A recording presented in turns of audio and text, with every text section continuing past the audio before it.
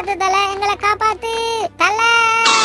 நீ ஏண்டா தலதறிக்க ஓடியார? உன்னை பார்த்து தாண்டா மற்றவங்க ஓட வேணும். இந்த தமிழர்கள் இருக்காங்களே, இவங்க ரொம்ப மோசம். அவங்க பக்கம் போகவே போகாதீங்க. ஏண்டா என்னடா ஆச்சு? மற்றவங்கள மாதிரி இவங்களையும் ஈஸியா போடலாமான்னு நினைச்சு உடம்புக்குள்ள போனோம். அங்க போன பிறகுதான் தெரிஞ்சிச்சு நாங்க இவ்வளவு பெரிய தப்பு பண்ணிட்டோம்னு. அவங்க உடம்பு சாதாரண உடம்பு இல்ல. நிலவேம்பு, ரசம், மஞ்சள், நெல்லிக்காய், கீரை, தேசிக்காய், இப்படி பல ஐட்டங்களை சாப்பிட்டு உடம்ப தெம்பா வச்சிருக்கிறாங்க. அவங்களோட இம்யூன் சிஸ்டம் எல்லாம் அந்த மாதிரி ரெடியா இருக்குது எங்களை போட்டு தள்ள. என்ன அடி அடிச்சாங்க தெரியுமா? இந்த விஷயத்த சொல்லத்தான் உயிரை பிடிச்சு கொண்டு ஓடி இருந்தேன். அங்கால பக்கம் போக வேணாம். இவங்கள மாதிரி எல்லாரும் சாப்பிட்டு வந்தா நமக்கு வேலை இல்லாம போயிருமே. என்ன பண்ணலாம்?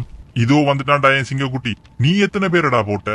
எங்க வாசு சும்மா போங்க. எல்லாரும் மில்லட் ஆயிட்டானுங்க. கைய கழுவுறானுங்க, முகத்தை கவர் பண்ணி தும்புறானுங்க, சோசியல் டிஸ்டன்ஸ மெயின்டைன் பண்றானுங்க, வீட்டுக்குள்ள சேஃபா இருக்கிறானுங்க. என்ன இத நம்பாம கொஞ்சம் பேர் திரியிறானுங்க. போடுறண்டா அவனுல மட்டும்தான் போட முடியும். இப்படியே போனா நாமெல்லாம் 2 கிலோ மேல அழிஞ்சிருவோமேடா.